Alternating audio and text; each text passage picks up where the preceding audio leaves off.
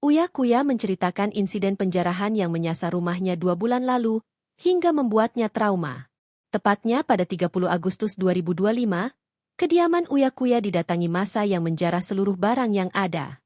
Aksi penjarahan 2 bulan lalu dipicu amarah masyarakat, karena isu tunjangan rumah anggota DPR RI.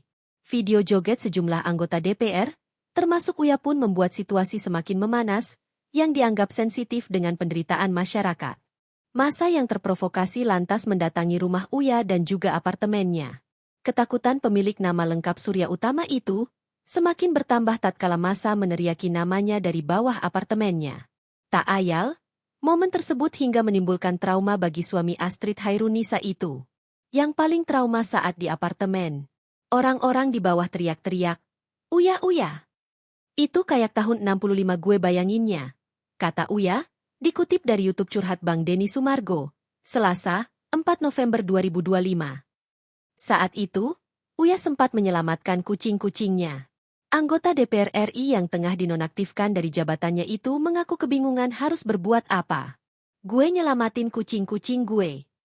Pada saat itu gue bingung mesti gimana," ungkapnya. Hingga akhirnya Uya memilih pasrah dengan penjarahan yang terjadi.